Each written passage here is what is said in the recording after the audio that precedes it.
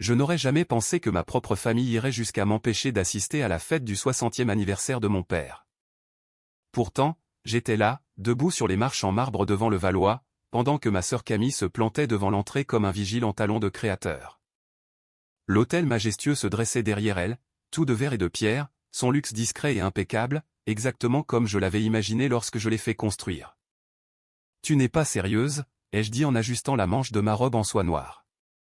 Une simple couture, mais qui coûtait plus cher que les mensualités de l'audi de Camille. Non pas qu'elle le sache. Papa est de cet avis aussi? Les lèvres de Camille se retroussèrent en un rictus de suffisance qui m'était familier. Écoute, Delphine, on n'est pas en train de déjeuner chez la Brioche Dorée.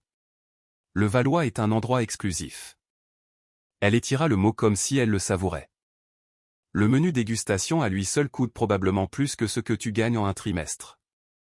Elle jeta un coup d'œil à son reflet dans la vitre, chassant une peluche invisible de son épaule. Papa et maman ont été très clairs. Ils ne veulent ici que des personnes qui représentent dignement la famille. L'ironie de la situation a failli me faire rire. Hier encore, j'avais validé un plan d'expansion de 150 millions d'euros pour la collection des hôtels Valois. Et aujourd'hui, je n'étais apparemment même pas assez bien pour franchir le seuil de l'un de mes propres établissements. Il y a 10 ans, j'avais tourné le dos au petit cabinet d'expertise comptable familiale et endormi de Limoges pour poursuivre un rêve dans l'hôtellerie de luxe. Les derniers mots de mon père résonnaient encore. Aucune de mes filles ne finira comme une vulgaire concierge. Alors, je les ai laissées croire que c'était exactement ce que j'étais devenu. Je les ai laissées supposer que je pliais des serviettes et débarrassais des tables dans un hôtel sans nom. Pendant ce temps, j'ai fait de Maison d'Elval l'un des groupes hôteliers de luxe à la croissance la plus rapide d'Europe. La fameuse concierge possédait désormais 28 établissements 5 étoiles répartis dans 3 pays. Delphine. La voix de ma mère fendit l'air glacial. Elle apparut derrière Camille, les sourcils froncés dans cette expression familière de stricte désapprobation. « Que fais-tu ici ? » Nous en avons discuté. Non, ils en avaient discuté. J'avais reçu un seul SMS ce matin-là, ne viens pas à l'anniversaire de papa. C'est au Valois. Tu n'as pas les moyens. Ne nous fais pas honte. J'ai levé une fine enveloppe blanche. J'ai apporté un cadeau. À l'intérieur se trouvait l'acte de propriété d'une villa privée à flanc de colline sur le lac de Caume, la dernière acquisition de la collection signature d'Elval. Mon plan était de l'offrir ce soir, à la fois comme cadeau d'anniversaire et comme une discrète révélation de la vérité. Camille pencha la tête. Laisse-moi deviner, une carte cadeau Fnac ? J'ai souri faiblement. Quelque chose comme ça. L'espace d'un instant, j'ai envisagé de faire demi-tour. De les laisser à leurs illusions. De les laisser penser que j'étais toujours le cancre de la famille avec des rêves hors de prix et aucune direction. Mais je me suis souvenu que tout ce qui se trouvait derrière ces portes vitrées existait parce que j'avais osé partir. Et ce soir, il en irait de même avec la vérité. Oh, qu'est-ce que c'est ? S'esclaffa Camille en regardant l'enveloppe dans ma main. Un bon de réduction pour le courte-paille ? Elle rit, un son aigu et théâtral. Ou peut-être que tu as rassemblé assez de pourboire pour lui acheter quelque chose dans les bacs à soldes d'un centre commercial de banlieue. Le regard de ma mère se rétrécit, se fixant sur ma pochette, une pièce minimaliste en cuir italien cousu main, unique et d'une élégance discrète. Elle avait coûté plus cher que le SUV de Camille, mais elle n'avait pas besoin de le savoir. Quoi qu'il en soit, dit ma mère en levant le menton, je suis sûr que le cadeau de ta sœur est bien plus approprié. Elle vient d'être nommée avocate associée junior dans son cabinet. Tu parles, je le savais très bien, tout comme je savais que ce même cabinet était actuellement en train de négocier la location de 2 étages dans l'un de mes immeubles commerciaux en centre-ville, essayant désespérément de bloquer un tarif réduit avant la fin du trimestre. Camille réussit si bien, continua maman, la voix adoucie par la fierté. Un nouvel appartement à Neuilly-sur-Seine, un SUV de luxe, et ce merveilleux fiancé qu'elle a. Si ambitieuse, si distinguée. Elle m'a lentement dévisagé de la tête aux pieds, ses yeux s'arrêtant sur ma robe sobre. Et toi ? Eh bien, au moins, tu essaies. J'ai pensé aux pentouses que je possédais à Londres, avec ses baies vitrées donnant sur la Tamise, à mon garage climatisé rempli de voitures de collection, au jet privé à bord duquel j'avais embarqué à l'aube au Bourget. Oui, ai-je répondu. Au moins, j'essaie. Camille eut un sourire narquois. En parlant d'effort, cette robe. Ses yeux pétillaient de mépris. On est au Valois ici, pas dans un relais routier de l'autoroute A6. J'ai baissé les yeux sur la soie noire de G qui épousait parfaitement ma silhouette. Elle avait été conçue sur mesure à Paris par une maison de haute couture qui avait discrètement placé Camille sur liste noire après sa dernière crise de nerfs dans un showroom. Mais je n'en ai pas parlé. C'est ce que j'ai pu trouver, ai-je dit d'un ton égal. Eh bien, tu ne peux pas entrer, dit-elle catégoriquement. Nous avons réservé l'étage VIP.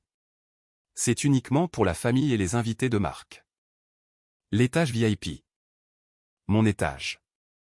Celui que j'avais personnellement rénové l'automne dernier, sélectionnant les œuvres d'art, commandant les lustres et choisissant à la main les carreaux importés d'une carrière du sud de l'Italie.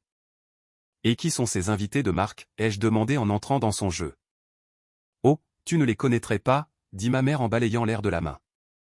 Les Beaumont, il est associé principal dans ce grand cabinet, les de Saint-Véran, une vieille fortune familiale, et Monsieur Mercier de la banque. Que des gens très importants. J'ai réprimé un sourire.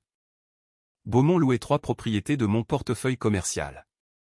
Les de Saint-Véran suppliaient depuis des mois pour obtenir une invitation dans ma retraite caribéenne, et Monsieur Mercier, ou plutôt sa banque, venait de soumettre une demande de prêt à ma holding. D'accord, ai-je hoché la tête. Très important. Exactement, dit Camille, ravie. Alors, tu comprends pourquoi tu ne peux pas être ici? Que penseraient les gens s'ils découvraient que la fille ratée de papa travaille pour l'événement? Camille, la réprimanda ma mère, mais ses yeux brillaient d'un accord silencieux. Sois gentille. Delphine a fait ses choix. Si elle était restée dans le cabinet familial comme toi, peut-être que ce soir aurait été différent. J'ai souri légèrement. Oh, ce soir allait être différent, mais pas de la manière dont elle l'attendait. Le cabinet familial, autrefois la fierté de notre nom, occupait désormais de modestes bureaux au 2e étage de l'un de mes immeubles mixtes. Ils étaient toujours en retard pour payer le loyer, demandant toujours un peu plus de délai. Je ne leur ai jamais refusé, mais je ne leur ai jamais accordé de réduction non plus. À cet instant, Arthur, mon frère, apparut à l'entrée, ajustant sa cravate avec cette énergie nerveuse qu'il essayait toujours de faire passer pour de l'assurance. Qu'est-ce qui prend si longtemps? Tout le monde attend pour. Il s'arrêta au milieu de sa phrase en me voyant. Son visage se figea comme une corde tendue. Delphine, je ne m'attendais pas à te voir ici. C'est évident, ai-je répondu d'une voix froide.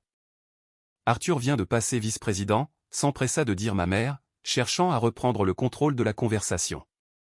Elle posa une main sur son épaule comme si elle présentait un trophée.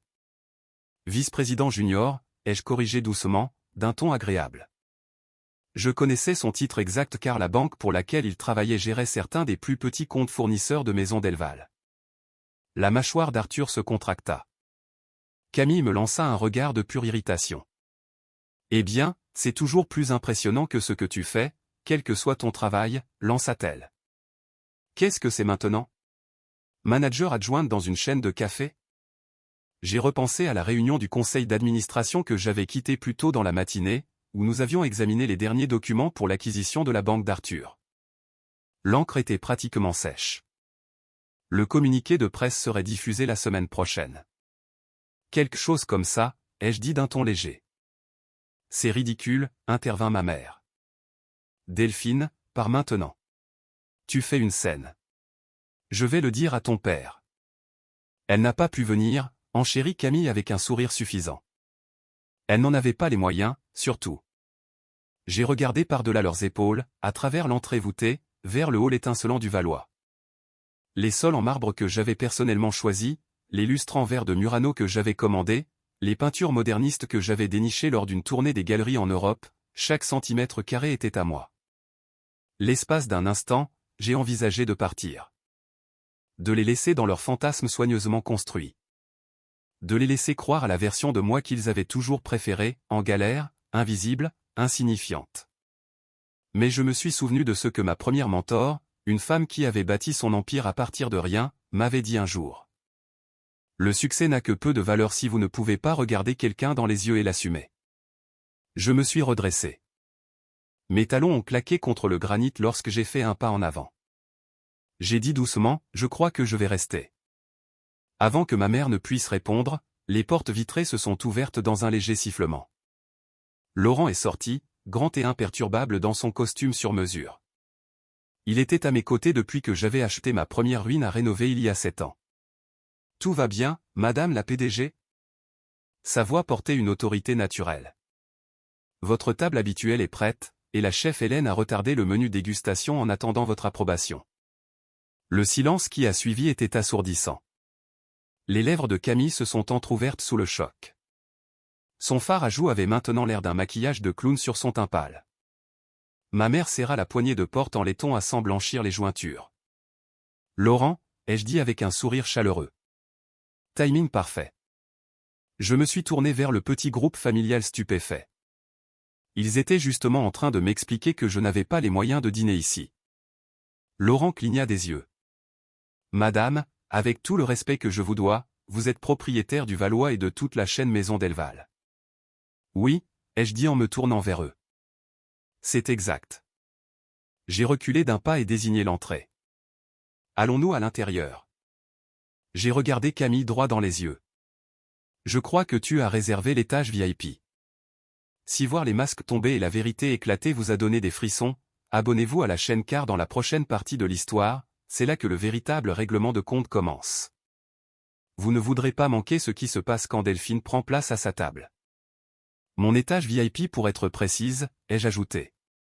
Arthur a retrouvé sa voix en premier, bien qu'elle fût hésitante. C'est forcément une blague. Tu es juste gérante d'un restaurant, Raya Teil. En fait, intervint Laurent, d'un ton calme mais ferme.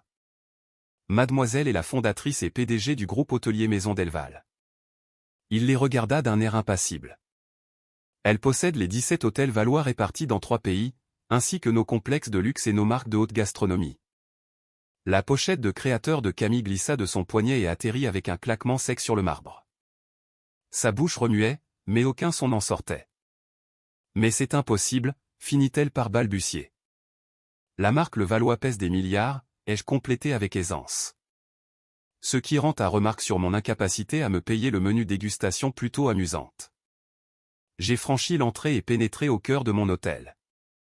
Le personnel du hall d'accueil s'est redressé à ma vue, tous m'offrant des signes de tête polie ou des salutations chaleureuses.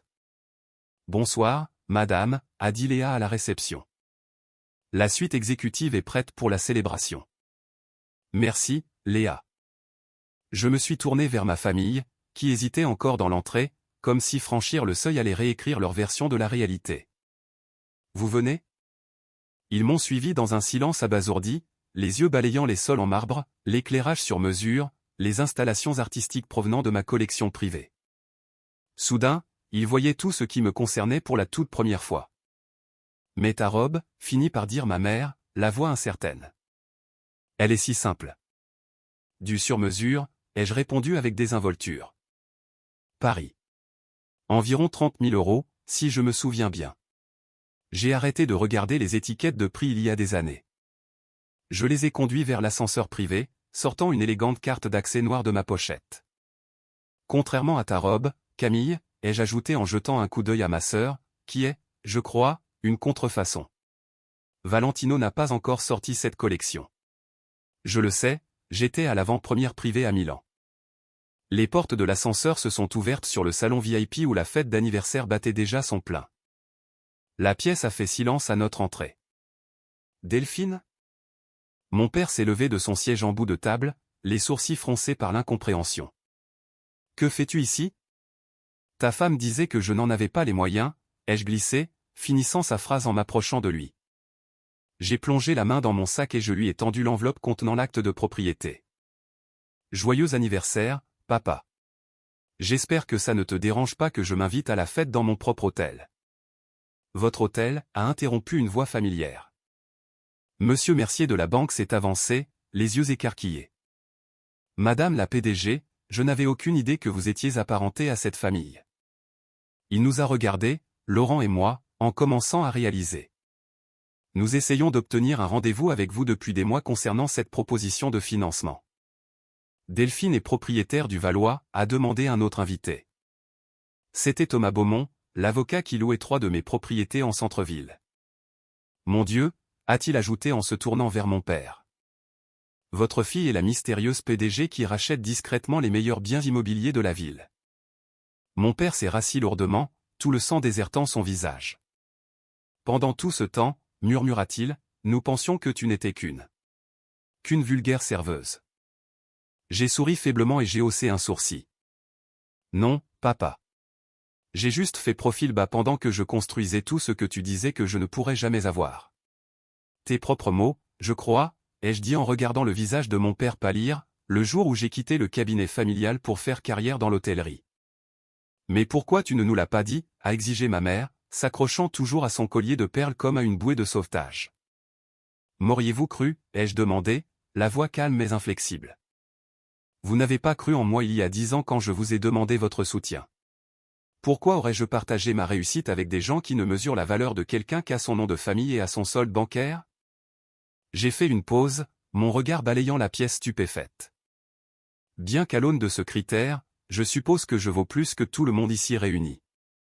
Camille s'est affaissée sur la chaise la plus proche, son visage vidé de toute couleur. La villa dans le sud de la France, murmura-t-elle. Celle que j'ai essayé de réserver l'été dernier. Celle où personne ne pouvait entrer. C'est la mienne, ai-je dit calmement. Tout comme l'immeuble de bureau que ton cabinet a tant de mal à louer, Arthur. Et l'abonnement exclusif à ce complexe dont tu attends l'invitation, maman. Delphine, a commencé mon père, la voix tremblante. Nous. Garde tes mots, ai-je dit en levant la main. Je n'ai pas fait ça pour vous humilier, bien que j'ai été suffisamment humilié au fil des ans. J'ai fait ça parce que je suis fatigué de me rabaisser pour protéger vos égaux. Je me suis tourné et me suis adressé à l'Assemblée. S'il vous plaît, profitez de la soirée. Tout est offert par la maison ce soir. Ma maison. J'ai commencé à marcher vers l'ascenseur, puis je me suis arrêté et j'ai regardé mon père. Oh, et l'enveloppe que Camille refusait de me laisser te donner. C'est l'acte de propriété d'une villa en Toscane, l'un de mes domaines les plus exclusifs. Considère cela comme un cadeau d'anniversaire de la part de ta fille ratée. L'heure qui a suivi a donné l'impression de basculer dans une dimension parallèle. Soudain, ces mêmes personnes qui m'accordaient à peine un signe de tête lors des précédentes réunions de famille étaient suspendues à mes lèvres. Les de Saint-Véran m'ont pratiquement supplié de leur donner une seconde chance pour l'abonnement au complexe. Monsieur Mercier m'a coincé pour réexaminer la demande de prêt de sa banque. Pendant ce temps, ma famille était assise comme des spectateurs dans un stade qui s'était retourné contre eux. Le fiancé de Camille a disparu peu après avoir surpris une conversation révélant que sa future association dépendait de la location d'un bureau qu'elle ne pouvait pas se permettre. Arthur n'arrêtait pas de faire les 100 pas près du bar, pianotant sur son téléphone, probablement pour mettre à jour son CV. Ma mère errait de groupe en groupe, oscillant entre larmes silencieuses et récits théâtraux expliquant à quel point elle avait toujours vu du potentiel en moi. Ça aurait été comique si ce n'était pas si douloureusement flagrant. Alors que la fête se calmait, je suis sorti sur la terrasse pour prendre un peu d'air frais. Mon père y était déjà, observant les lumières de la ville. Il ne s'est pas retourné quand je me suis approché. Ces immeubles, dit-il en pointant l'horizon illuminé. Combien en possèdes-tu? Suffisamment, ai-je répondu en le rejoignant à la balustrade. Y compris celui où est installé le cabinet familial. Il a hoché lentement la tête, les yeux fixés sur l'horizon. Je me suis trompé sur toi, Delphine. Tellement trompé. Oui, ai-je répondu. C'est vrai. Il m'a regardé. Pourras-tu un jour nous pardonner? J'y ai réfléchi. Aux années de silence, de rejet, au rire dans mon dos. Le problème n'est pas vraiment le pardon, ai-je dit. C'est le respect. Vous n'avez jamais respecté mes choix. Vous ne respectez que ce qui est prouvé. J'ai souri faiblement. Eh bien, maintenant tu peux dire à tes amis que ta fille possède le Valois. Ça te donnera quelque chose à raconter lors de ton prochain dîner mondain. Je l'ai laissé là, seul avec ses pensées, et je me suis dirigé vers mon bureau privé au dernier étage. Demain, la dynamique familiale serait bien différente. Camille ne serait plus l'enfant prodige. Ma mère commencerait à réécrire l'histoire en temps réel. Et quant à Arthur? La banque entière d'Arthur figurait sur ma liste d'acquisition.